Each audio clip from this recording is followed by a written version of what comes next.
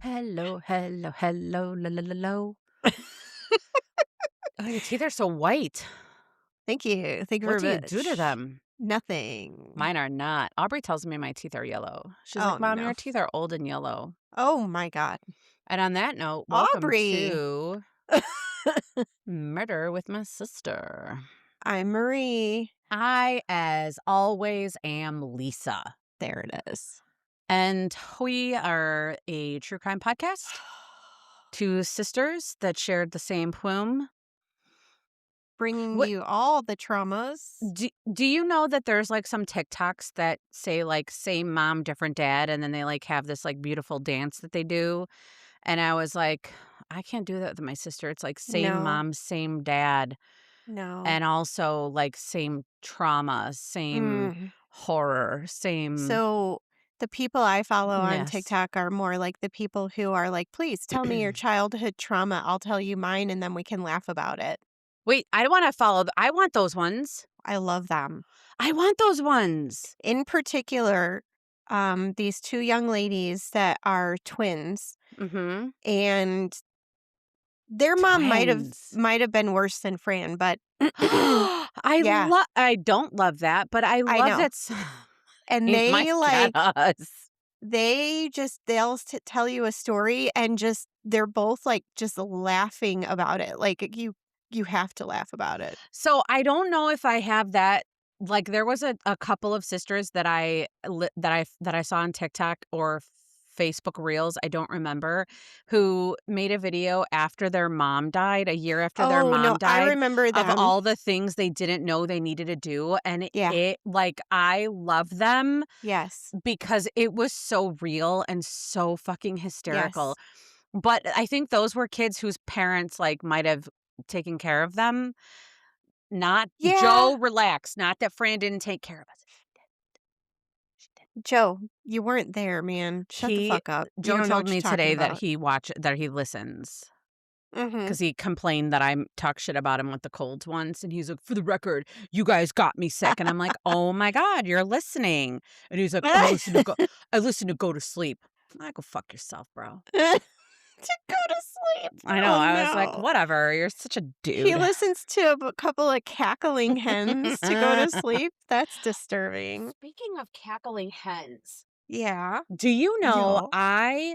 I know that I look like Fran. I don't know if you feel like you look like Fran, but I know that I look like Fran to I me. feel like I look a lot like Fran, and every once in a while I'll catch like my reflection in the Mhm. driver's side mirror or something, and I'm Mhm. like, whoa. So when we went to visit Chrissy Shannon in Vegas and I walked in her house and Ham was like, "Oh my god, you are your mother." And Oh I was like, no. and she said, you look exactly like your mother." I And don't at the think I feel time, like you don't. I was so taken aback. I was just like, I couldn't even come up with like a joke where I was like, "You be like pretty." Like I couldn't even do it because I was like, I know I do, but sometimes you know how I listen to our stories after we Mhm. record them to see if there's anything that's like super bad that we need to re-record. Yeah. I will hear myself laugh, and when I hear it back, but not out of my own mouth, Like, I yeah. hear Fran like I am possessed. Yeah. So, and then also because my kids, guys, for all of you listening, our mom passed just a couple years ago when I was pregnant with my son. I was 8 months pregnant. So she didn't get a chance to meet him, but she did meet Aubrey. But they Mhm. were both so young that she didn't get a chance to imprint on them. Mhm. And Mhm. I think she possessed them after because they are so obsessed with Joe. They call him Papa Joe. And and I'm like, I think she took over like a little bit of me because I do things and I'm like, "Fran, is that you?" And I'll see it and I'm like, "That's you in there." And Mhm. then I'll hear it and I'm like, "God damn it, she's got me." And look at the sides of my glasses have rhinestones on them. I Oh, would never no. have done that. Fran died And I did that. And you did it. I did it. And I remember when and I'm like, why the fuck do you have diamonds on your glasses, you weirdo? And now here I am. I'm like, ooh, well, those are kind of nice. Those are kind of nice. So, if you come home with a fur coat, I'm gonna have to Oh, call an exorcist. maybe. But yeah, she's taken over. I think she's overpossessed the house and she's just like living in the corners. I mean, That someone's sounds gotta about look out right. for us. What are you gonna Sounds fucking about do? right. So, I know. Dear Lord. mhm. Okay, you want to do it? Do you I'll want to do do it? Or you it. want me to do Well, it? it's Do it. purple. Do you wanna do it? I'm gonna do it. I Do it. and we are Hui. going to take you back in time. Yes. It's it's back in time to a more innocent time, and Mhm. also because the most recent developments are just crazy. Jaw-dropping. Jaw-dropping, and I cannot wait to have so many conversations throughout this Mm. story. So if there's people out there who are like, "Oh, I like to listen to these guys, but they digress too much," just go away. We are gonna digress all over the place, and it's because I think that's our niche, right? Like, we tell a Mhm. story, but we talk about our opinions of the story Mhm. versus just Mhm. telling the story and letting it go. Mhm. So, So then my sources for this story, wait, what are largely you doing? I'm gonna tell it right now, it's gonna be revealed in my sources. Alright, go ahead. I'm sourcing my story. The Murders at Starved Rock. Okay. It's a documentary on HBO by Mhm. David Ricuglia. Racuglia. I also watched the Starved Rock Murders Part 1, Eye of Justice Investigates. 'Kay. Wikipedia page, Chester Mhm. Weger. And Mhm. I put this on there because if you look up the Starved Rock Murders, they don't have their own Wikipedia page. Oh, But he does. but he does. But the women don't. The women who were beaten to death don't. Right. Cool. Spoiler alert. So if you didn't know, my sister just kind of So the And name of then the podcast is The Murders at Starved Rock. So um pretty much everyone the knows how that episode, but they ends. didn't know how. Oh, That dear was like Lord. maybe that was my I'm sorry, moment. guys. Thunder Stealer. Anyway. Um and then also the Chicago Tribune articles, and I use the Chicago Tribune a lot I do for the too. articles and the images. Yeah. So if you looked at the end of my story, sis, Mhm. you will see some images. But I didn't include anything that wasn't Mm. like, I didn't do anything that was disrespectful to the women because I don't Mhm. like that. I don't like it. Yeah, there's a Okay. lot out there. I also think it's appropriate because when my sister and I do our stories, I put my text in Yes. purple, and she puts hers in green. And this week she did hers in the brightest green, Yeah, I did. maybe for St. Patty's Day or 'Cause it because she just loves green. I love green, but we also I don't just even had know. St. Patrick's Day, so Which is not ironic, or is it, that this story takes place, but on the heels of St. Patrick's Day? So, oddly enough, when I was watching Oddly enough. the HBO documentary, There it is. I noticed the dates and I was like, "Oh, man, how do we keep making this happen?" I didn't even realize that we were recording, like, literally. Recording on. Literally. Mhm. Yeah. And I think what that means is it's kismet. Fortuitous Kismet. I like or kismet. in the cosmos for us. Okay. And for all of you who tuned in yet again. Thank you for Thank you. coming back. Thank you for did you just fucking yawn? I'm so tired. Okay, also, I want to apologize if any of you just listened, not just because we're recording this out of the order, but if you listened to the Betty Broderick story, my sister and I were so gassy. My sister was drinking a lot of beer and making a I lot had of so burps. many beers. And then I had a fucking She hiccup had fit. these wet fucking hiccups. And I was I just was just trying like, not to "What?" I listened to it, I'm like, "I swallow can't it. even Swallow fucking handle this. How are other people handling this?" I I apologize. Maybe we won't do that again? We'll Question try our mark. best. Well, there it is. The other one that's gonna be fun is the one we did last week, the Which spooky is story, okay. and we had Oh a laughing God. fit. We had a laughing fit for, like, I 30 don't even remember what seconds, that like, was. crying laughing fit. But that's okay. It's okay. I That's hope y'all okay. laugh when you hear us laugh. I hope it's So, contagious yeah. Okay. So, here, let's get started on this. on this miserable story, yes. It's not great. It's not great. It's not So, great. It's not a great look. right on the heels of St. Patrick's Day in 1960, Wow. 3 friends decided to get out of town before everyone started losing their fucking minds for St. Patrick's Day, because we know that they were Southsiders. Like, there are those south suburbs in Chicago, and then there's Chicago, and then there's north suburbs. And we already know the Southsiders, they're your union workers. They're fucking crazy bonkers for St. Patty's Day because a Yep. lot of Irish immigrants. And even though I feel like the St. Patrick's Day, do you know the rhyme or legend of this? Was What? he was the saint that banished the All the snakes snakes from. from Ireland. Yay! Yeah. Can you just not know something? Actually, I won't say that God. I knew that there was a story about someone banishing all the snakes from Ireland, but if you had asked me a second, like 2 minutes ago, I wouldn't have known it was St. Patrick. Yeah, go back How's to that? being tired. Thank you. So now here we are. Um, and this is still 2 years away from when they started dyeing the Chicago River green, which started in 1962. I'm so glad that I wasn't around for that. I'm No, really happy that it's always they been just green. did it. They just did it this past weekend. It Love was it. incredible. Love it. So on Monday, March 14th, 1960, Frances Murphy, who was 47, Mildred Lindquist, who was 50, and Lillian Otting, who Mhm. was 50, were all prominent Chicago businessmen's wives. Mhm. And they decided to take a little 4-day trip out to Starve Rock State Park, which is about 90 miles southish, along the banks of the Illinois River. Mhm. Mhm. So they arrived from the Chicago suburbs of Riverside. That's where they were all at.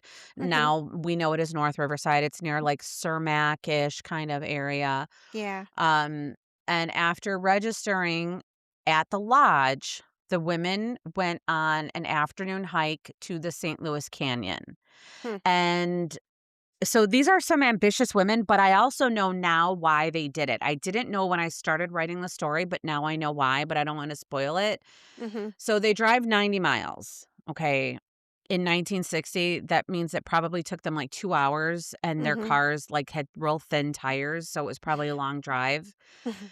They check in, they drop their bags, they grab their boots, and they said, "Let's get the fuck out to that trail and do some fucking hiking." So it's cold, Mhm. and maybe they can smell that the snow is coming, or maybe what I know now is that they were headed out there to see a ice waterfall. Mhm.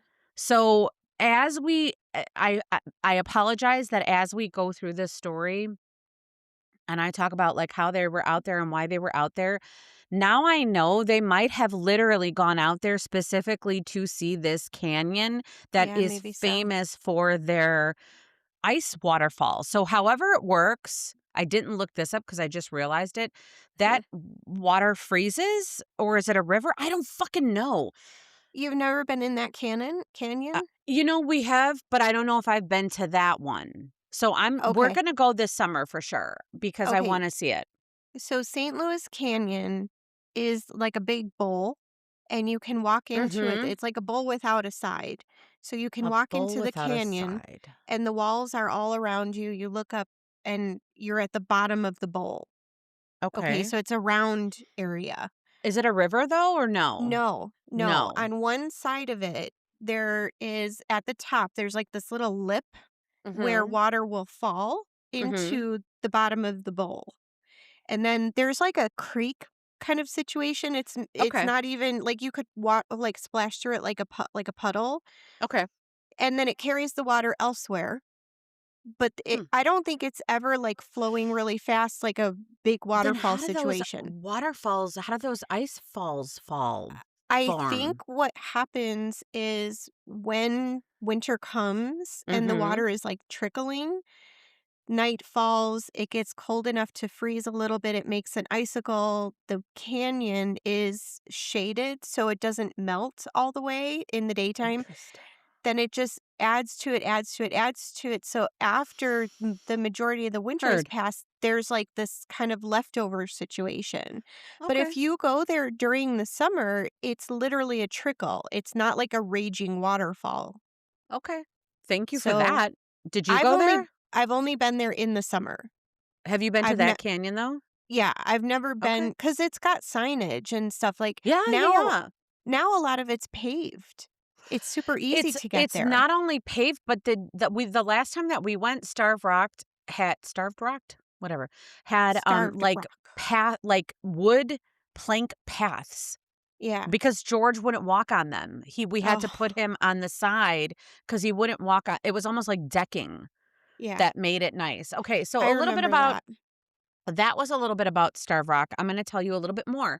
It's located near Utica, Illinois, and is renowned. It is a renowned 2,630-acre park featuring 18 canyons. I don't give a shit about acres, but I can wrap my head around 18 canyons. That seems like a lot of canyons for Yeah. one The area. water, like, over a gazillion Mhm. years just carved out all these channels and stuff. It's like our own Yes. little being the Lit. operative word, little Grand Canyon. Okay. So humans have lived in that area for roughly 10,000 years. Like, think about that. Oh, 10,000. wow. We were only going back 20, what are we at? 20,050? No, 20,026 BC, Yeah. after, whatever. 10,000 is a lot more than that. Okay. Every time I go there, I'm gonna find an arrowhead. I'm gonna find this, as if thousands of people Of have people not been in before the you. exact same place God, in sis, all these years. you're gonna. You're gonna I'm gonna find that find one. arrowhead. You're gonna find one day because you know what happens? Erosion and rain and global Yeah. warming, and then it's gonna push it to the surface. And just when you think you have seen everything, you're gonna trip over it, and it's gonna come right to the point of your eye when you fall on the ground, and you're gonna see this little spear an inch from your eyeball. That's what I hope for Awesome. you. Okay, Awesome. Thank you. so the name derives from the legend in which an Ottawa and Potawatomi Potawatomi. Potawatomi, thank you, alliance besieged a Potawatomi. band of Illiniwek on the rock Elinawek? fuck, Mm. to avenge the death of the Ottawa chief Pontiac. Mhm. I hope I'm saying all this. The trapped Wait, Illiniwek, what? okay. Isn't it amazing when you hear stories like this about the indigenous people that were there before Mhm. any civilization? Mhm. How Yes, it many does. Yeah, of the yeah. names of our Yep. streets, our What? towns, our counties, Sis? everything, and What? they're all indigenous Mm. words. And we Yeah. say them as We if say they're them like like they're like we made John, them up. Mary, Joseph. Nope. Mhm. Nope. We It think we is made up Illinois. We crazy. didn't make up Illinois. It was Illini, It apparently. and that's yes. So, So thank you for crazy. that. You know what though? I'm happy that that survived. That It should. I'm I happy mean, about that. we kind of stole it, and we're just like living, Stole it pretending like we own that like shit. we own it. Don't do that. We're not doing that. Let's stay. Okay, so the trapped Illinois allegedly starved. Yeah, Though historical evidence for this is kind of like hit or miss. Like they say, some people are like, yes, that's true. Some people say no. But the yeah. land was purchased by the state of Illinois in 1911, saving it from private development. Good So I on don't them. hate that. I don't I hate that. don't I hate love that. forest preserves. I love that somebody knew in 1911 Not we to let need it to go. preserve this. Yeah. In the 1930s, the Civilian Conservation Corps built many of the park's trails, shelters, and the historic Starved Rock Lodge. So that's So just a little bit on that. what I remember is the stock market fell. Was it 1929? And I then the don't Great remember. Depression. All that stuff was about Mhm. that time. So in the Mhm. 1930s was when they formed all of these like nature conservatory situations, forestry departments, like all of that, and Mhm. the Civilian Conservation Corps and all that. Those were the people that built not only the state park, but they were tasked with all of the Rocky Mountain National Parks and the Utah National Park and the Redwoods and all the rest of it. Can It I t was it was the government's way of trying to put people back to work because of the depression, and in doing that, we all I don't got hate that. things that are really, really, like, important that we managed to save I from don't hate that. So bad wait, the things. government did something good? I'm not I know. saying that like that. The 1920s, 1930s government did Government did something something. good. Shh, don't do that. I will fess up that I did not ever in my life recollect hearing civilian conservation corps.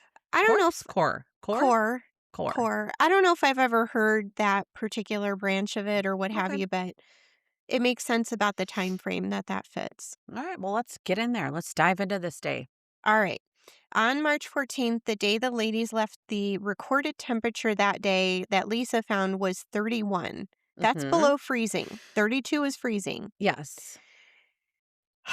The weather leading up, like sometimes March will give us like Yes. a crazy, 60, Yes. and we all lose our shit and we wear flip flops in the We're snow. so happy we're doing it right now. Fucking love it. Fucking love it. Mm-hmm. Um, but and maybe That that's why they were anxious to get up to the I don't know. Maybe the nighttime temperature was I don't know. So that's what I remember now is that when I was doing the original research, I was like, maybe the temperatures leading up were like really warm. And they're like, Mhm. hey, let's go out to Starve Rock. It's really Mhm. nice. Mhm. And then I read later about the ice canyon and I'm like, maybe that's why they were so anxious Cuz to get out cuz they were there. coming up Because on they wanted to April when see it. it's going to Yes. melt.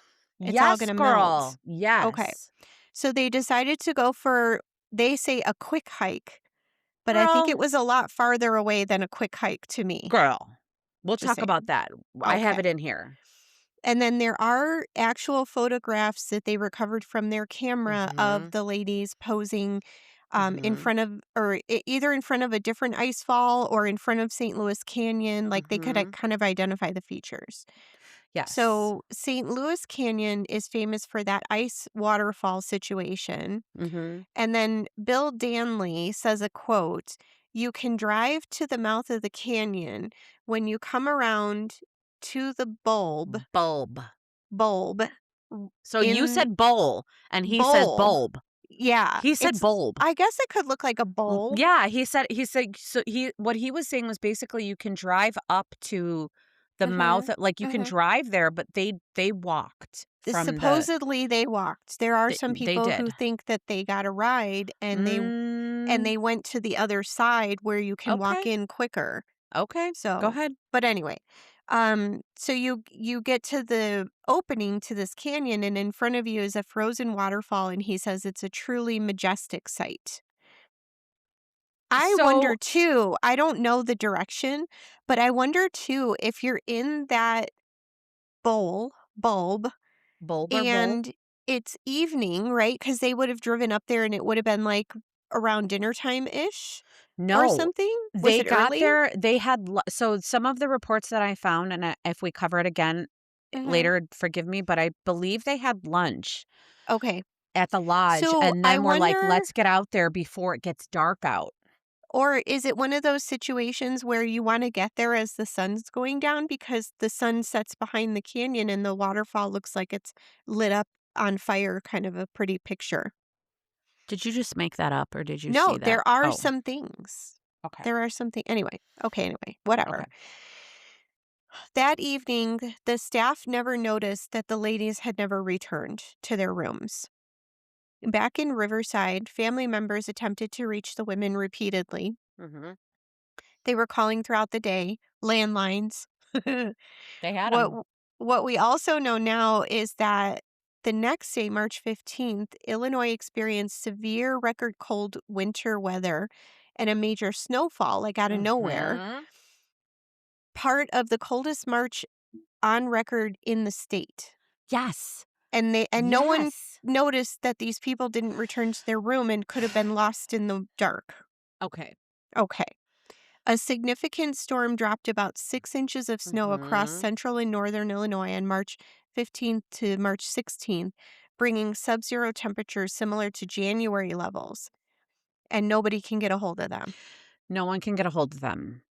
So, let's talk about the trails at Starved Rock.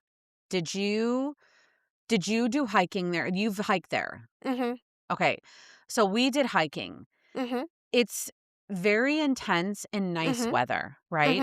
Mhm. Mhm. Now we know that they have wood planks to help. They didn't have any of that. They didn't have that then, and we have images of what it It was was like in the 60s. it was literally just dirt paths. It All was dirt those paths. they have, like, crazy kind of very steep and very long big Yes. staircases so you can go to the top of the actual Starved Rock Mhm. situation. I It don't was know a if they lot of had fucking that. It's stairs. a lot of fucking stairs. We did it, Yeah. and I was like, "I did not know that I was signing up for this." I'm But sweating. so here's what I'm thinking to myself. These women are there and they're like, let's, now that I know the story a little bit better, I was like, Yeah. okay, obviously they're like, let's get out there and see this ice canyon or ice Mhm. waterfall. They Mhm. throw on their hiking boots, which at the time that I originally wrote this, I was like, you can't tell me women's hiking boots had the same rights as men's hiking boots in the 1960s. I guarantee you they had fucking heels, and I They guarantee probably you did. they weren't fucking like rugged hiking boots. And do you Mm-mm. want to know something, sis? Hmm. I started doing more research, and the pictures that I found, those boots barely covered their ankles. And Mhm. yes, they fucking had heels. When you said they had boots, I was like, I feel like I saw pictures and they looked like they were wearing regular high heel shoes. Those women were wearing skirts, not even culottes. They Mm-mm. were wearing skirts, pantyhose, and boots that covered their ankles with heels. How many winters did you and I traipse around in fucking really short skirts and Like, a that's pair of different. We tights? were young. We didn't know. These women were Our in their legs were 50s. They were numb. perimenopausal. I am telling you right now, as a perimenopausal woman, if you told me today that I was going to go for a hike and I was going to put on boots that had heels on them and a fucking skirt and pantyhose, I'd be like, you're fucking high, aren't you, sweet Ree, right now? How many drugs did you do and what ones? Because I want to be there with you. I don't even ski, and I'd be wearing ski pants. Skiing is the worst. Everybody who skis, calm down. Your knees are gonna need surgery soon. Yep. Yep. So Eric's cousin actually got married at Starved Rock, and we Oh, went to really? it was a beautiful wedding. It's a really pretty lodge. It's I really think the cool. lodge might be the same. The wait staff like clinked plates, like they dropped plates right in Eric's ear and caused like this inner ear thing, and he was like upset about it all No. night. At the time, I didn't realize that like loud noise can actually damage your eardrum. Yeah. So at the time, I was like laughing really hard every time he got upset about his ear, That's but it was because like you've been listening to a low-level hum for 30 fucking years behind a blow dryer, and you this don't is a have long any time ago. eardrums. This is a You don't long have time any ago. I eardrums. was still in the salon at that time. It was funny because he was like, me in my ear, me in my ear. And I'm like, oh my God, puss. Like, Shut up. come on with your fucking ear. Like, I've literally snipped my knuckle off of my fingers like 6 times. You're fine. So, all right. So now back to our ladies. Okay. Okay. So on March 16th, now this is going to be 2 days later. Robert Murphy, the husband of Frances Murphy, phoned the Okay. lodge to inquire about his wife. He said, enough is a goddamn enough. Oh, I he did haven't the heard from clenched teeth that keep clenched got to teeth, get her. and Knock he on held that that fucking door. skinny handle phone with the big end and the big mouth, Yeah. and he was like, Yeah. I haven't heard from my wife in 2 fucking days. But he Mm. probably didn't say fucking, or if he did, he said fucking. So the staff said, "All right, okay, calm down. We're going to go check their room." They Okay. went to check the rooms, and that revealed that the women's suitcases were still packed and on the beds, and the beds had Oh. not been disturbed. Oh, no. So this is when you said that that there were people who thought they might have driven down there. They did a search of the parking lot and found the women's car, and it was covered in snow. So the women hadn't used their vehicle, but what you said, you got your finger up. So Guys, my what sister's got her finger up. so what was in the documentary was Mhm. There was either a report of a witness remembering seeing the 3 women there. Yep. I guess there was, like, a little snack shop or a hot dog stand or something A like that hot somewhere dog stand. off on the lodge is huge. It's a The big lodge is huge. it's big. So, like, at one side of it, Huge. there was, like, a snack shop or something. There I was, believe like, a it. picture of it, Okay. and either their camera has a picture of the snack shop, or there was someone who was at the snack shop who later said, "Yes, I saw them there." Okay. So there was a supposition Oh. that they were at the snack shop and they wanted to go to St. Louis Canyon before it got too dark and too cold, but Okay. it is 2 miles? 2 miles. Okay. Okay. So there was supposition that they were at this little hot dog stand situation, and that's where they met their killers. And because it was such a long Oh. walk to the canyon from where they were, the people that they met up with said, "If I give you a ride up this road to this entrance right up here, it's a quick walk to the canyon. It's like a Mm. quarter of a mile situation and much easier to get to." And then that's how Mm.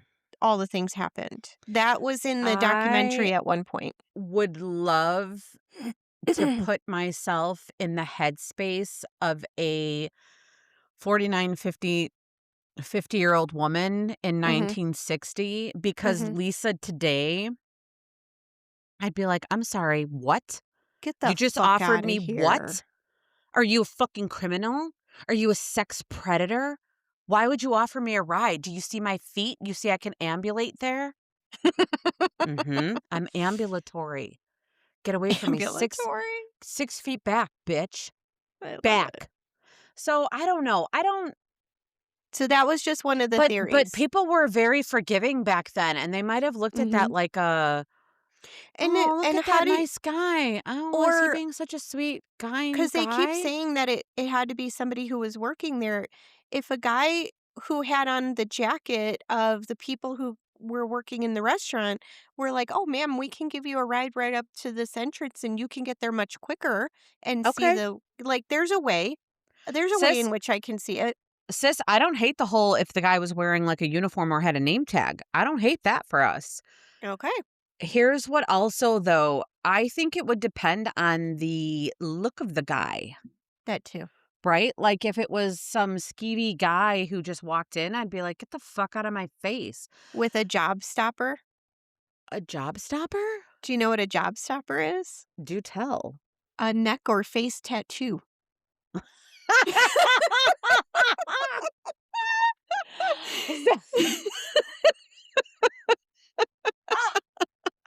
I'm not laughing because I think it's funny because I know so many people it makes me laugh so hard because do you remember when I was in beauty school Yeah. and they told us that we couldn't have visual piercings or Yeah. tattoos? And I'm like, Yes. I'm in beauty school. I'm going to be a hairstylist. If there's not a profession that accepts this other than hairstylists, I don't know what. But that was like, oh my God, that is oh God, don't love it for everyone, but I love that you just said that. It's Okay. better now. It's better now, but it I still hope makes me laugh so. when I see it. Aubrey sometimes will tell me when we see people with like a lot of tattoos and they're like, Mom, she's like, Mom, why they have like all these tattoos? And I'm like, baby, that's art. That's Mhm. their art on their body. That's their canvas. They're Yeah, expressing themselves. And I I love hope it. that's the right thing to say. And she's I like, think that's a oh, right way to say it. okay. Because you never know what to say. Okay. So Okay. we saw their The car. It was police. covered in snow. Yes, Okay. So now the police are called and they know now we haven't seen these women since the 14th. It's and the it's fucking 16th. cold, It's and it's cold. fucking We've had cold. snow. We have 3 missing women in Starved Rock. Oh, geez. So the police organize a search of the park that very quickly led to this discovery of the women's bodies. They were bound with twine and partially disrobed, and they had been placed inside the cave of the canyon that they were at. So they were placed in the St. Louis Canyon. Mhm. All 3 women had suffered severe head trauma, and there was a blood-stained tree limb found nearby that was determined to have been used to bludgeon them to death.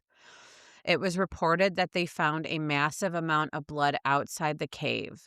So they Mm, think the women were attacked and killed outside of the cave, and then that mhm, they were drugged or dragged, or however that word is, mhm, inside to hide them.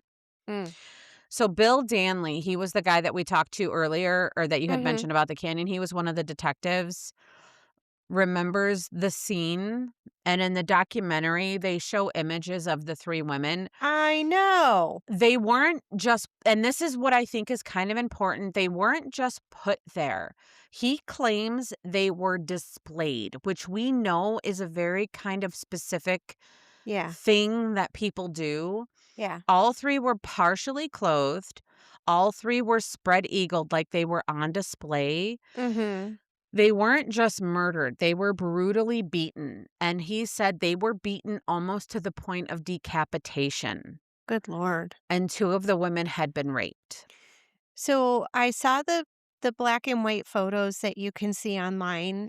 Mhm, I didn't want to see them, but they're there, and so, if you had killed somebody and you were mhm, in this canyon and then you wanted mhm. to hide their bodies, right? So you Yep, drag them up into this little like kind of cliff overhang cliff, mhm. situation, Yep, cave, whatever. yep. It's not big enough that you can stand upright. It's kind of like you'd have to crouch down and crawl in there. Okay. Um, if I grabbed them by the arms Mhm, or legs and pulled them into the cave, mhm. the way that when you walked up to the cave as the investigator and saw the women laying there, they were you were looking up their skirt. Like their feet were the first thing you saw and their bums were the next thing that you saw. Wait, so you're saying that you saw this from the photographs? Yes. Okay, I didn't look. I It didn't was look. I it was didn't and it I was like all like grayed out I and know, whatever, but I I could didn't see look. I their didn't I don't feet need. and I was like, they didn't just end up that way. No, they were Someone posed. brought them in Yes. there and then turned them around and made it so that whoever happened upon them, it was like shock. Like they were looking to shock whoever found them. So I want us all to remember that as we talk about this story as it progresses. I want us to remember that. And we sadly we will talk more about what was done to these women as we Mm. talk about the developments in the case.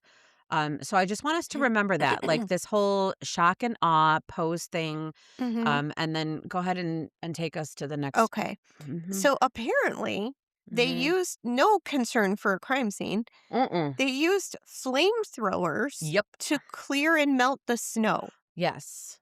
Gil Grissom on CSI is clutching his pearls right now. So here's the thing though. I We're you're Are we using a 2026 brain? Yes. Okay, because a I'm not 1960 saying brain, I'm not saying in I'm like, 1960 it was wrong. They were trying yes, to find a murder they were weapon, trying to find something, anything. 3 murdered but women, we they gotta find all of it. they destroyed the crime scene in doing so. Well, If you use a yes, flamethrower but and there's a fabric remnant from one of the women girl, they grabbing the didn't know men, about then she that. gone. She gone. I think they only knew very little about I know. evidence I mean, they at let that people point. come take pictures for fuck's They sake. let so many people I take know. so many I pictures. know. Oh my god, we're gonna talk about that too. So they find what they think is the murder weapon. It's a log, it's covered in blood. Yeah. They even find the camera that the women had with them and Yes. they recovered photographs from the camera. The the thing that I know like shock and awe and posing whatever, but like it was they were whoever did this was just in a rage. Like this Rage. wasn't I don't It, yeah. I think that's an important thing to remember because as you talk about that, 3 women. Okay. So now, yes, Mhm. it was the 60s, and we know that women were like, let's just do what he says and Mm, let's maybe not challenge this. This brings me back to that very, very core thing where I'm like, did one woman see her other friends getting beaten in front of yeah. her? And beaten isn't, you don't. almost decapitate somebody with one swing. These Yeah. women were beaten as in repeatedly. Yeah. So did these women scream? Mhm. Did one woman scream while she watched her other two friends? One man, three women bludgeoned. So here's the thing about Tell me that, all of the because things. they talk about this a lot. Like, how could this puny little guy control 3 women? How could Uh-huh. the women not overcome this one man? Blah, blah, blah. Uh-huh. And it But again, we reminded know that me from now. right, but it Okay. reminded me of the Springfield 3. Yes. 3 women, One maybe man. one perpetrator, maybe not, who knows? No one Okay. knows. Mhm. If one of those women was being held, Yes. knife point, whatever, and this man said to you, "You need to You tie up your your friend friend or I'm gonna and shoot this tie up friend. yourself, and it better not be too loose," and blah, blah, blah. Oh, you're Like, you not would wrong. do what they said You would do what they said. because you You're not wouldn't want your wrong. friend to get To die. hurt. You're right. You're right. You're right. You would All right. listen. I'm Now going on knowing record now right now. now knowing what we know, right? So Yes. 2001 brain and learning what we learned about 9/11, Mm. you go. It's You go go. time. You You go. go You because go. maybe you can stop it from getting worse. Maybe Maybe. someone will die, but maybe not all of Not us all will of you. die. Yes. You fucking go. You So go. I'm going to go on record right now. Any of my friends that are listening, if anybody ever threatens to use me as bait, girls, Go. go. Let's Same. take that motherfucker down. Same. Take him down. And if I happen to perish in that fight, just know his skin will be under my fingernails. And I'll be happy as a clam And up in a heaven. piece of his face will be in my mouth. Bite it right off. Okay. So So there. Okay. so there. It is believed the women took the Billy Goat Trail from the lodge to the canyon. Lisa Mhm. looked this up. Mhm. That is a 4-mile round trip. 2 miles in, That's so 2 many miles out. miles. That's like a Now, lot of miles. what is a mile? Maybe if you have good footing, flat surfaces, no snow, and good shoes, a mile would take you No. a 19-minute mile. Like, it takes us about 20 minutes at a brisk walk. Girl, they were wearing heel skirts and had Yes. snow-covered trails. That was gonna take them over an hour. 2 Fuck miles would have yeah, taken them what? over an hour in that It would terrain. take me 1 mile. Wait, you said 20 minutes? A 20-minute mile? 20-minute mile. That's about right. Maybe. But if Mhm. you factor in all those other variables, yeah, you're talking about 2 At hours. least another 10 minutes. Yeah, for sure. Sure, Each for mile. sure. Okay. Some of the women, some of the photos that of the women showed 2 or 3 pictures of a man standing off in the background. Did you see that? Did you I see did those not. pictures? Okay. I actually looked them up after the documentary because I was Uh-huh. like, wait, I'm sorry, what's this? And I'm going to be icky right now. The documentary showed them where I'm like, oh, that is a man. And then when I looked at the pictures in the Tribune, and I'm like, there's no man. So was there a man, or were they hoping that we would all visually see a man? I don't know. Like someone AI'd the photo? No, I don't think AI was a thing. This is 2001, but I Yeah, think but definitely they could have like highlighted an area because what you see when you do look at the raw photos, like the ones is that one picture bleeds into another because of the way the Oh. film was Okay. in the camera. Okay. So because it was cold, because it was wet, and because Wet, it was yeah. actual film, Yeah. they do have bleeding from one photo to the next. So Okay. in my brain, I was like, is there somebody there, or did they like make it so that there's somebody there? So I Okay. don't know, but I didn't hate seeing that. Okay. Okay. The women were examined. Apparently, they didn't find any sperm, but there was evidence of forcible rape. Yes. There was a reward for any information leading to the killer of the women, $30,000 in Yeah. 1960s In money. Wow. 1960, yeah. 5,000 more from the lodge owner, and despite this, there were no suspects for 8 So months. the 30,000 was raised by the women's husbands, Mhm. and I'll tell you what I found later. I don't know if I put it in here, but remind me to tell you later what I found out about that reward money. It's scandalous. Scandalous. I'm gonna put it at the bottom, at the bottom of my Oh, story, you're gonna just so I type it? I'm over here trying to reach for a okay. piece of paper instead of typing on the fucking document like a loser. God. Anyway, there was some knotted cord that was used on the women, and when the detective noticed it, he started counting the lines, like Yes. unrolling the twine. Yes. And then he went to the lodge and he noticed the Mhm. same type of twine in the kitchen. I remember hearing about this part, Mhm. that the Mhm. twine was similar. This is when the police set up a polygraph station in one of the cabins and they started interviewing people that worked at the lodge. That would never fucking fly in Oh my 2026. god. Lawyer! Lawyer! It literally, they're like, Show me your warrant. "No, Go fuck yourself. nothing going on. 8 months, 8 months." And then, this guy's like, "So I started looking at the twine," and I'm like, "Did ya? What'd you Did ya? find? Hmm. What'd you find in that twine?" And he's like, All "And I right. found that if I unwrapped it." I'm like, "What'd you find when you unwrapped it?" Hmm. I don't I mean, isn't that old detective work? Yeah. That is, right? And it That's good is old detective work. circumstantial That's evidence, all we baby. had to go with in Mm-hmm. 1960. Go. Yep. All right. Now there's a polygraph station in the woods in the lodge. In one of the cabins. In one of the cabins. It's a polygraph lie Yeah, cabin. It's a sure. lie cabin. Sure. I wanna One stay of the there. workers that was interviewed was identified as Chester Weger, and Yes. when the polygrapher, Polygrapher. Mhm. I'm gonna say polygrapher, the There I it don't know, is. Yep. polygrapher, He's there. He's a polygrapher. came out of the interview, he was said to be as white as a sheet, and Mhm. he said he's the one that did it. So Mhm. something Weger did or said, if we're to believe this, Yeah. made this man very nervous. Yes. Okay. In September of 1959. Okay. So this is just a few months 6 months beforehand. before? Okay. Right. So we're March 1960. This is going back September of 1959. Mhm. A 17-year-old girl was walking in Matheson State Park, which is part of the Starved Rock Park.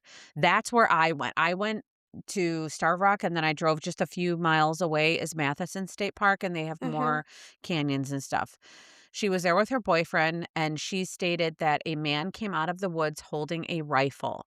Now, what I saw in the pictures that they said there was a man in the photographs was that the man in the photographs also had a rifle.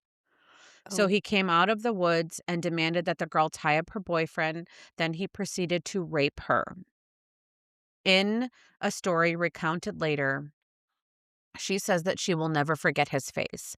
The whole time that he was raping her, he was rolling a bullet around in his mouth. Like, so he had put a bullet around and it was kind of like just like rolling Like it a piece of around. candy? Ew. Yes.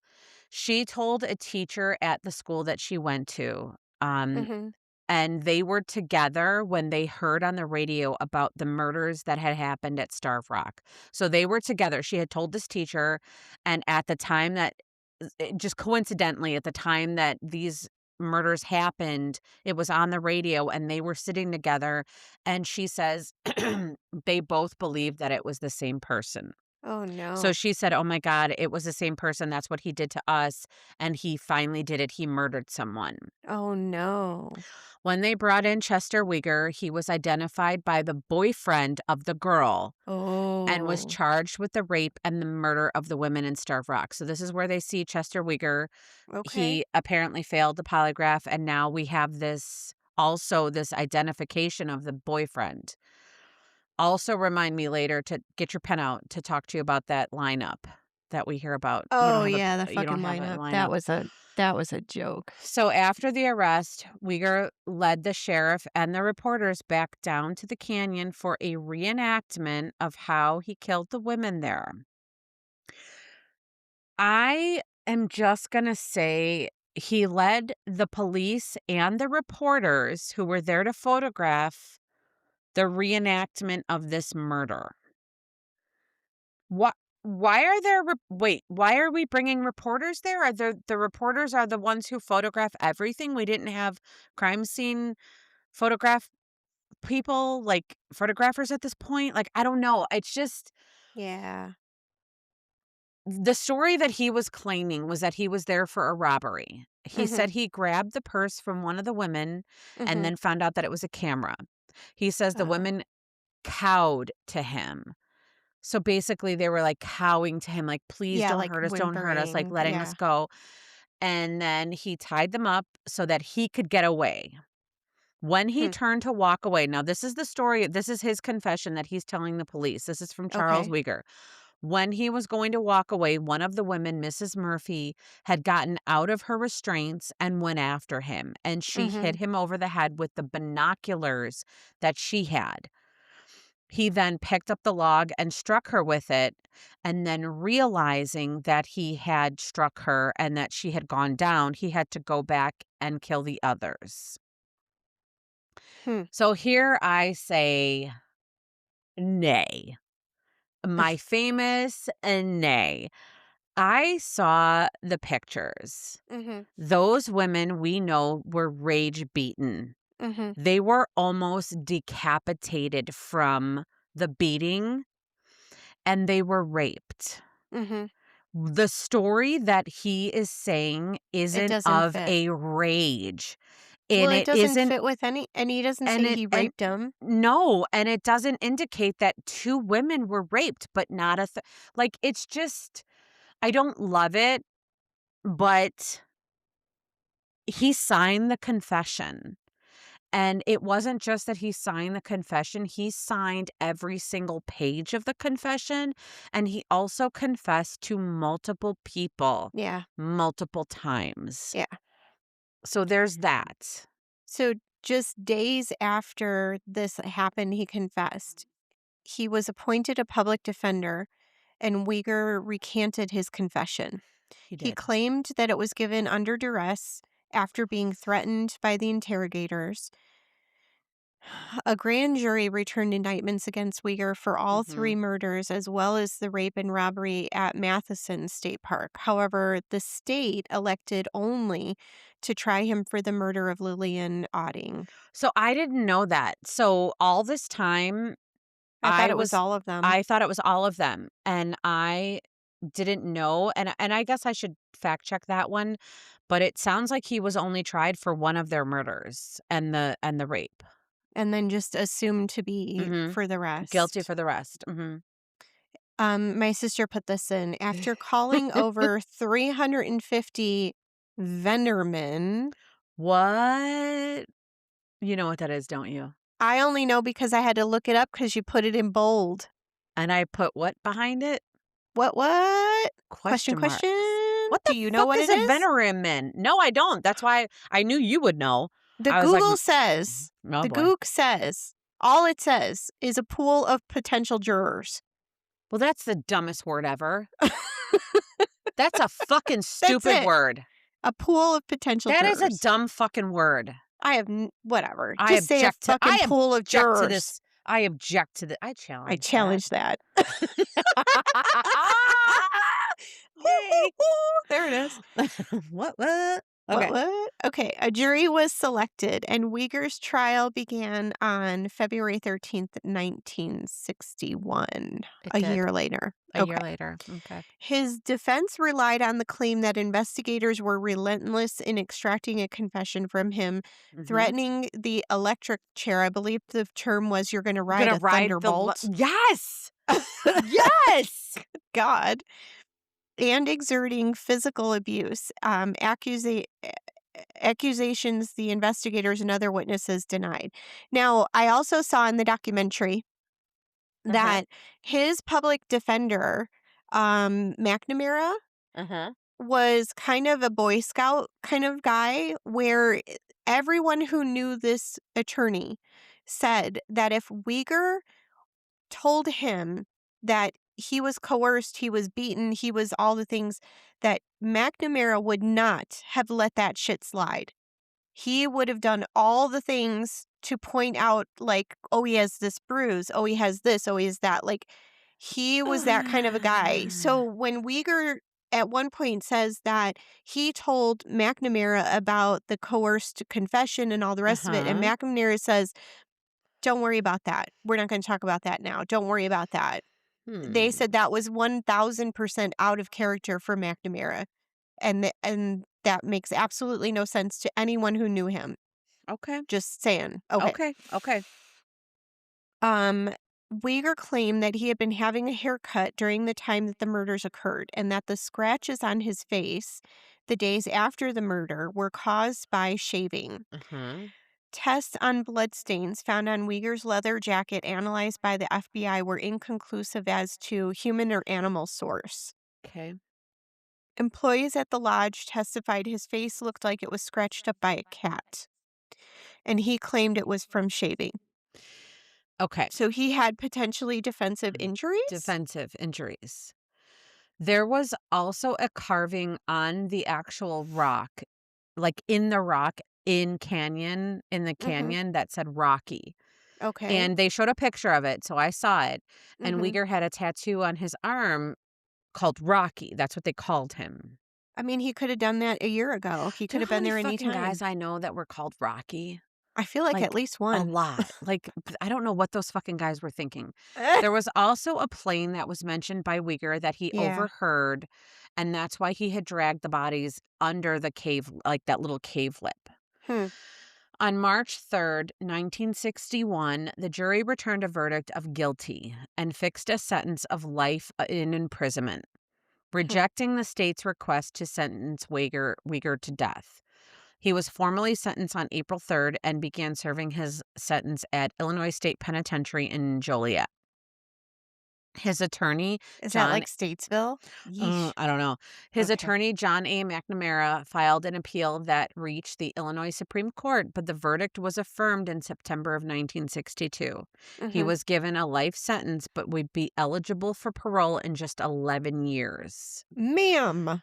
Yes, Ma'am. ma'am. You 3 suspect women. this person beat to death Oh 3 my God. women so Yeah. severely and Yeah. raped that girl, Mhm. but he's eligible for For parole in 11 years. Okay, but Ma'am. yes. There we are not done yet, though. Mm. Okay. In Alright. prison, Uyghur repeatedly professed his innocence over the decades, but was consistently denied parole. Is that why he was denied? I Because he don't wouldn't know. confess and, like, say I remorse, know like, that all you those have to be things? remorseful and you have to have accepted what you've done. Yeah. In 2001, Donna Kelly started working towards a reprieve for Charles Uyghur, claiming that he was coerced. He was kept awake for 24 hours and repeatedly questioned. Okay. And there were some articles that claimed that there were 2 types of hair that were found on the victims. So Mhm. remember, there were 2 women that were raped. Mhm. Okay. So 2 perpetrators? Well, let's fast forward to 2004 now. So 3 years Okay. later, Donna Kelly, who was the attorney with the Illinois Appellate Defender's Office and Mhm. acted as Uyghur's assistant appellate, I don't like that word, appellate? Appellate, yeah. Okay, No, it's defender, appellate, you're right. on behalf of Uyghur, also initiated efforts to have evidence, including the hair found in the victim's hands, tested for DNA. I did not know that there was hair in their hands. Mm, Mhm. In interesting. 2005, Kelly argued before the Illinois Prisoner Review Board that Uyghur, who was 66 at the time, was actually innocent of the 1960 Starved Rock State Park murders and sought a pardon or Commutation. thank you of You're his welcome. sentence. So now she's going with he's innocent. Mhm. Okay. Okay. Okay. So here's where we talk about we're gonna swing Lisa's door, and we're gonna talk about the other side. Okay. Can I pause you for 1 second? Yeah. We When I started looking at this case and when I started reviewing it, my absolute fucking favorite thing in the entire goddamn world is that this documentary was done the way that I love documentaries to be done. Yeah. I watched the first episode and I'm like, "Yeah, motherfucker is guilty as fuck." And then halfway through the second one, I'm like, "Wait, I'm sorry, what?" Mhm. And then by the third one, I'm like, "Oh, hi, God, he's innocent. So I really love, don't spoon feed me. Give me, give me all of the buffet Mhm. and let me look at it and let me just sit there and be like, what do I want? I love it. I love when you present me with everything, and I love nothing more than to sit and look at all of the points of view from Mhm. their point of view. It's an ugly sometimes, like, people get mad at me. I'm like, "Well, let's look at the point of view of this person." Like, "Why? Why would you?" And I'm like, "Well, just because he's a cheating, lying asshole doesn't mean that he's a bad guy. Like, he There's might be a still cheating." 2 sides to the story. How does he feel? And I know, Mhm. oh, we lost some people, but I'm just saying it's my absolute favorite, favorite, favorite thing to look from both sides of the story. So when this presented itself, my little unicorn ears went up and I was like, "What? We What?" actually played with naming the podcast Devil's Advocate because We Lisa loves did. it so much. Oh my God, Do you remember that? I do. Mhm. Because I wanted to do every single case that we looked You at wanted from the to point of view Yep. of. You wanted me to take one side and you to Oh take my one side. God, that was so in the beginning. And I was gonna be like, "You'll do one side and I'll do the other side." And we were gonna, like, Yes. randomly choose, so we might not Yes. even agree with the side that Agree we got. 100%, but we had to do it. Uh, You know what I think we should do? oh, dear. We should do an episode with that Like that theory in format? mind. Like, let's Alright, flip for it, like, who's gonna alright. do one side and the other side, and let's. Let's think of us we'll pick a case where it's super, like, controversial, like John Yes. Bonet, where Ugh. there's, like, a firm camp on one side and a firm camp on the other side, and we can both argue our sides really, really well. There's Mm. gotta be others that are like that, Let's where find it's, like, others. I so can't divided. I don't wanna do what I love so Not much on no, John no, no. Bonet. Okay. Not again. No. Okay. So the documentary maker was done, or the documentary was done by David Racuglia, Racuglia. who is the son of the prosecutor who convicted Charles Uyghur, Anthony Racuglia. Racuglia. Okay. He started the project not to prove innocence or guilt, but to get the full story because this is a very divided camp. There are people firmly Crazy. on on Chester Uyghur's Yes. side. There are people firmly on the other side, Mhm. and there is no wishy-washy in between. It's crazy in some cases where people are like, "I don't know, maybe, maybe not." And this one, it's like, "No, he's innocent," or "No, like, they are 100% 100% yay or nay. Yay done. or nay. Yay Okay. or nay. Yay or nay. They have they had the evidence retested. Apparently, there was a jacket of Uyghurs, a rather characteristic jacket. It's a suede coat, and it has, Mhm. like, cowboy fringe on the back and the bottom, Who and doesn't love fringe? I kinda loved it. I Mhm. did. And apparently there were spots of blood on it at the time of the murders. They claim it was tested and that it was human, but that's all. That's all they Mhm. had. Right. He claims it was animal blood, and he was known to be a hunter in his youth, that it was like Mhm. old stains. Right. The women were bludgeoned almost to the point of decapitation. Yeah.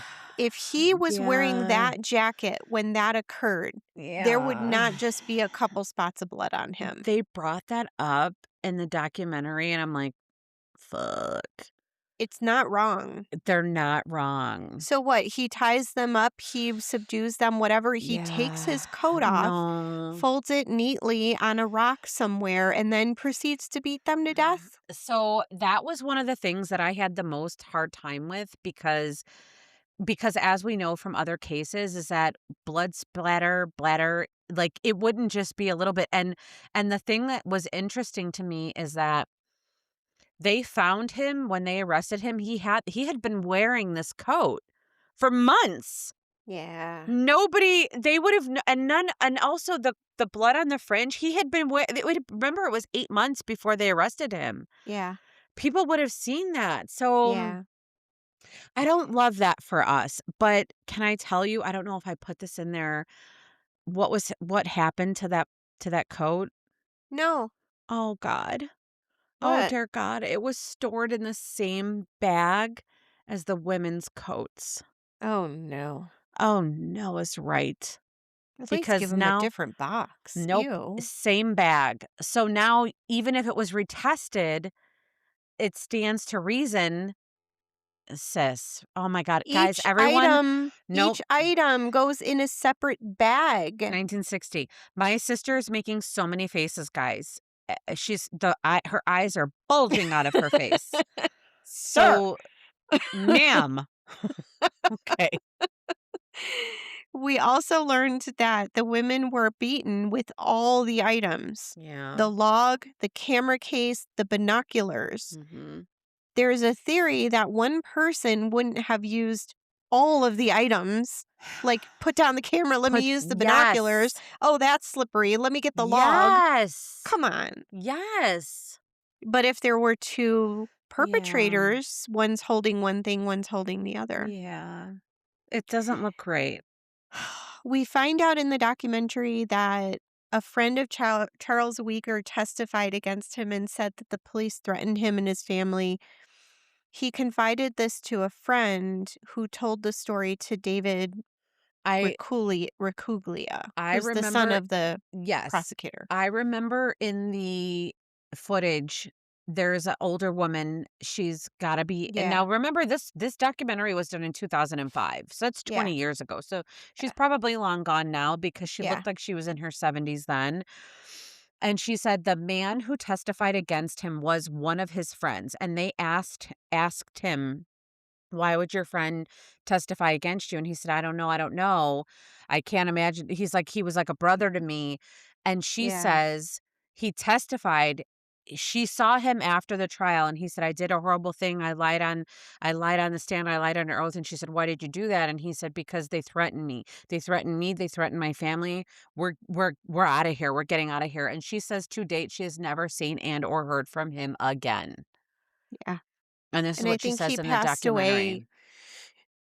I don't know if it was 2006 that he passed away. That The friend. friend? Yeah. Oh, I There don't was know. I don't in know. the documentary they have like a picture of him standing outside like next to his black Cadillac that he Okay. was famous for driving. And I forget his name, but So as we talk about how he was convicted, one of the things that happens is that the jury says in this documentary and as yeah. they were interviewed that they use the term if he was guilty. Mhm. If. If. If. Not guilty beyond a reasonable doubt, but if he was guilty, they decided to convict him or like they didn't wanna give him the death sentence. They said, "We'll do life in prison because we know, at least at that point, if they find somebody who is guilty of this, he Oh my stands a god. chance." So even the jury knew we There don't was think this is doubt. the guy. We found him guilty because he signed the confession.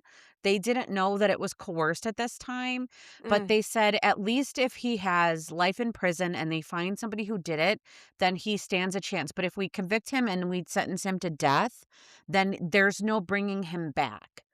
So my as they talk problem about the yeah, my problem with that, ma'am, is your job is to convict him if you beyond believe beyond a reasonable yeah, doubt that he's guilty. yeah. If you had reasonable doubt, you acquit him.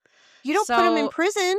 no, but it was 1960. Okay, so let's just talk about this for one And this second. is why I will have a bench trial Yes, during my murder let's talk trial. about this for one second because the jury person that they spoke to, one of the jurors that they spoke to said there is no way that he would be convicted of this crime today with the No, evidence ma'am. that they had then. Mm-mm. And I think this is an interesting conversation because David and Anthony, that was father and son Mm-hmm. documentary prosecutor, had the same conversation when you look at a case where they're like and a perfect example is Scott and Lacey Peterson. Mm-hmm. When you look at this case and you take away the media sideshow and you take away the feelings and the passion that people are feeling at the time and the Mm-hmm. anger Mm-hmm. and you try them based solely on the evidence of today, would you still get a confession? Yeah. And his dad said, "No, absolutely not." His dad, the prosecutor said, "No, absolutely not." But Yeah. we weren't trying the case based on 2005 laws. We were Yeah. trying it in 1961 laws. And then it di I think what he said was something along the lines of, "The confession didn't matter. What mattered was that he was guilty of these crimes." And I was like, "Well, how do you know? How do you literally know? If you're saying flat out that the confession, coerced or not, didn't matter, he was the one who was guilty of these crimes, What then you evidence do have you to have what to support that Thank claim? you, thank you. Where is the evidence to support that claim? So, it is He may very 100% well have ick. been 100% the person who did it. The Yeah. issue I have when I look in hindsight is that they didn't have enough conclusive evidence to prove that beyond a Ugh, reasonable doubt. ugh. Nowadays, they would have never even brought the convict they wouldn't have even tried him because they would have been afraid that he would have walked away from it, and Well, then but they're nowadays screwed. they would have had other evidence to work with. The DNA would have been more sound. The Sure. evidence gathered would have been more sound. The crime scene Less photos would have been contaminated. less They wouldn't contaminated. have Thank you. burned There's the the word. fucking crime scene with flamethrowers. Well, don't blame the flamethrowers. I actually thought that was a pretty creative idea for the time. Oh, Okay. jeez. I was like, yes, get a flamethrower out there. I get it. So the people that think he did this are convinced that he did it. Yeah. And the people that believe that he is innocent, they are convinced that he's innocent. Mhm. On November 29th, 2018, he fell one vote short of a parole in a 7-7 split in the Illinois Prisoner Review Board. Oh, On November 21st, 2019, the same board voted 9-4 to grant Uyghur's release after nearly 59 years in prison. okay. He was released to a Chicago mission that aids parolees in with rehabilitation. Rehabilitation, thank you, It's sorry. on the west side, it's in Well, K-Town or somewhere close. after a 90-day delay, as the Illinois Attorney General sought an evaluation of Uyghur under the state's Sexually Violent Persons Commitment Act, he was Mhm. released on February 21st, 2020. And then what Okay. happened? Lockdown. May of 2020 or March of 2020 was Fuck, you're not COVID-19. wrong. It was COVID. He got out of prison to go to the halfway house and then locked it down. Oh, you're right. You couldn't go anywhere or do Nope. anything. Oh my God. Crazy. We were going through our final round of IVF at that point with our Mhm. donor. Oh my God, Mhm. that was the most stressful point of my life, I think, to date. In 2022, a hair was found on a glove worn by the victim, Francis Murphy, that was tested. Do you want me to say this? Go ahead, 'cause that's what I looked up. But you were gonna do it. The Oh, hair was determined to be that of a man, mhm. and DNA was successfully retrieved from it. So they were able to get a DNA sample from it. Mhm. The hair was excluded as that of Uyghur. Mhm. Does that mean what I think it means? All it means is that there was a hair from another person at the crime scene. He could have still been there. His Mhm. hair just didn't fall out or wasn't left behind. In March of That's all it 20 means. okay, in March of 2024, Uyghur's attorney, Andy Hale, revealed that genealogical fucking $4 words, genealogical Genealogical. testing had identified the source of the DNA as one of the 3 brothers of the Bray family, Mhm. although each of the men was over the age of 60 at the time of the murders. Do you know how many hairs are on a pair of mittens that are like knitted wool mittens that I have in my car right now? I That probably know belong to people I don't even know. Here's what I know.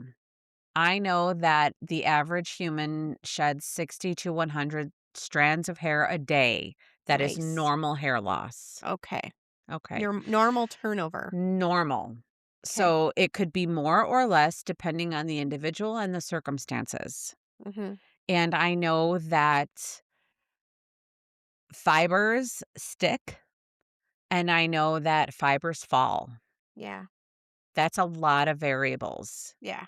Can I And tell now you we call something it else? transfer and Can I tell you passive something else? As transfer we and as we become these true crime aficionados that I'd like to believe that we're becoming, one of the things that I thought about when it comes to what they call junk science, right? They're like blood okay. spatter is junk Yeah. science. Dental Uh Junk impressions. science Uh-huh. and polygraphs, junk science. Mhm. Doesn't it stand to reason that at some point the amount of testing and and data that we get can disprove every single piece of DNA? Sure. Won't it all become junk science at some point? Because now Maybe. they're talking about transfer DNA, Yeah. right? Mhm. So essentially what they're saying is I can touch this handle when I'm walking into the grocery store and then they touch or this cart and then they touch that cart. Like what if it's a cart that has a sticker on it? Like my kids put fucking stickers on everything. Yeah. That's transfer DNA.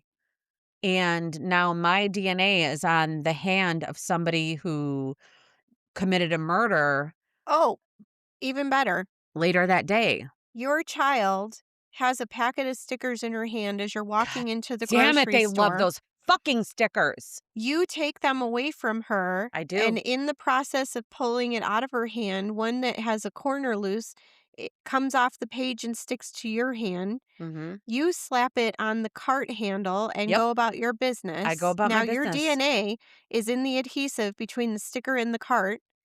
The cart later that day gets rolled out to the back for some reason. A Yep. homeless person takes it. Mhm. Somehow it gets broken down into pieces to sell for metal, and someone takes that bar with the sticker on it and beats someone to death.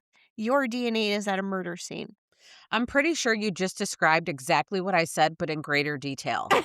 You said You it, and I just gave you the you can't scenario. you just can't I stop was like, okay. mansplaining my own shit to me. No.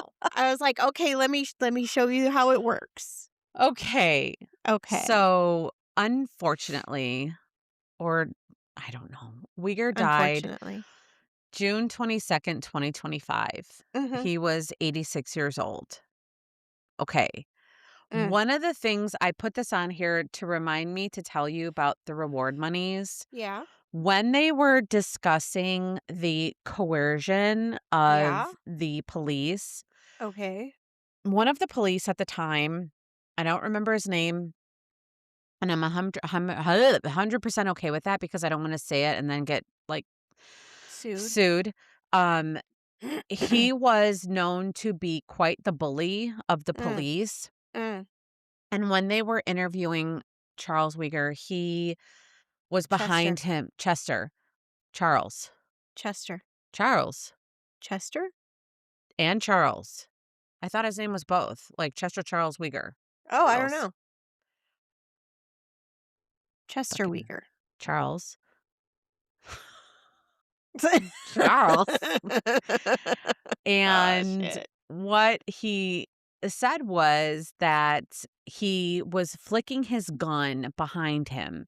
So this detective was like loading it and then like cocking it behind his head, and that he kept telling him, "You're gonna ride the thunder," or whatever the fucking phrase was. Yeah, yeah, yeah.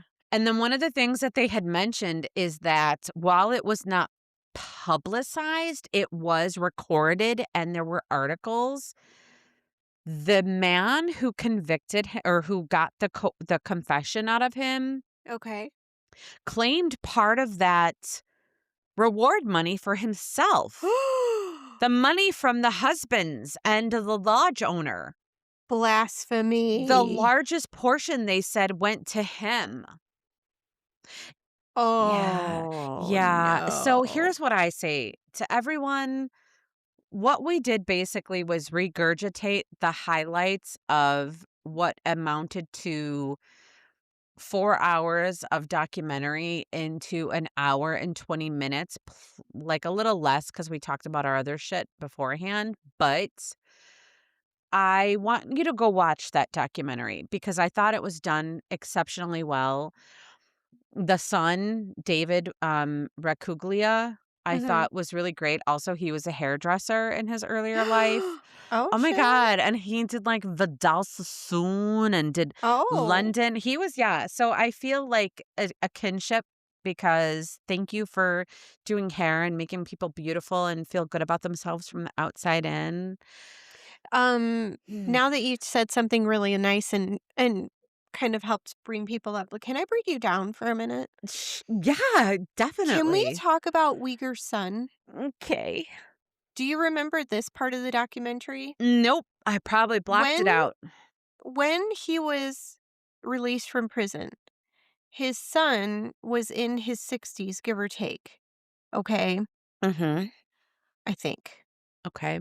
I don't know. He That was sounds older. right. That sounds right. 56? I don't know. Okay. He's in the documentary and he's sitting at one of the tables and he's talking about how the police causing his father to go to prison and beating this confession out of him and Yeah. taking him away from their family had Yeah. all of these repercussions and his life was so terrible and this and that and the other. When Uyghur was released from Mhm. prison Okay. in 2019 Okay. or whatever, 2020, Mhm. he was not allowed to see his grown son Okay. because Uyghur is officially a sex offender. So he's on the sex offender registry. Mhm. His son is on the sex offender registry because when he was 40 years old, he sexually assaulted a 1-year-old child. So, David, Oh god.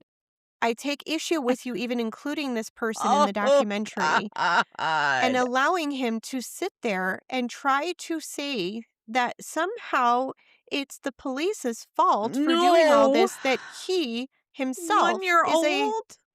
child sexual predator. He literally was like crying, "Oh, was my dad was God missing." damn it. Mother, fuck you.